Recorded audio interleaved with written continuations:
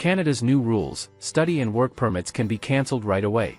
Canada has just dropped a major update that could shake up the dreams of thousands of international students and workers. Under the new immigration rules, study and work permits can now be cancelled immediately, no warnings, no delays. What does this mean for your future in Canada? If you are interested in this topic, please pay attention and watch the video through to the end to get all the information. Please hit like and subscribe, and don't forget to push the notification bell for an upcoming video. Today, we're diving into some big news out of Canada. The Canadian government has introduced new regulations that allow immigration officers to cancel study and work permits under specific circumstances. Transition, quick animation with text, Canada's Immigration Update 2025. 1. What are the new rules? According to a recent update from CIC News, Immigration, Refugees and Citizenship Canada, or IRCC, has rolled out new regulations that give immigration officers the authority to cancel temporary resident documents immediately in certain cases. This includes study permits, work permits, temporary resident visas, and even electronic travel authorizations, or ETAs. These rules, which came into effect earlier this year, are part of Canada's broader immigration reforms aimed at managing the growing number of temporary residents. Now, this doesn't mean every permit is at risk of being cancelled on a whim. The cancellations are tied to specific circumstances, like failing to comply with the conditions of your permit or providing false information during the application process. 2. Why these changes? So, why is Canada tightening the rules? Well, over the past few years, Canada's temporary resident population has grown significantly.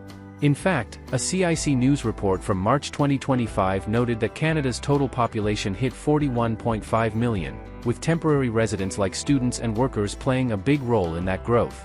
But this rapid increase has put pressure on housing, healthcare, and other services, prompting the government to introduce measures to control the number of temporary residents. The new rules are part of a larger plan announced by Prime Minister Mark Carney to bring temporary resident levels down to 5% of Canada's population by 2028, compared to 7.3% today.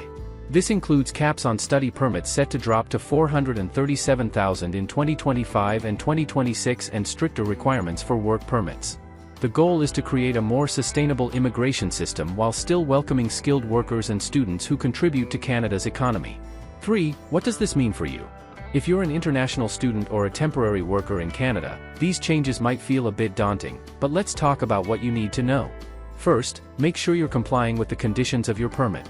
For students, this means staying enrolled in a designated learning institution and actively pursuing your studies. For workers, it means sticking to the job and employer listed on your work permit, unless you've applied for a change.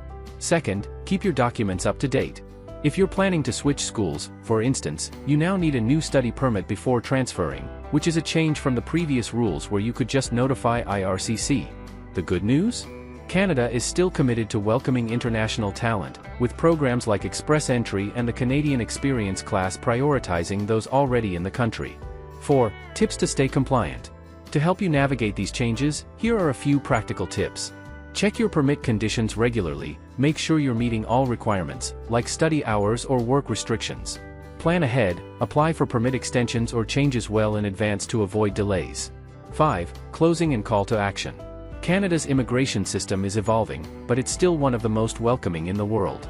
By staying informed and compliant, you can make the most of your opportunities in Canada. What do you think about these new rules?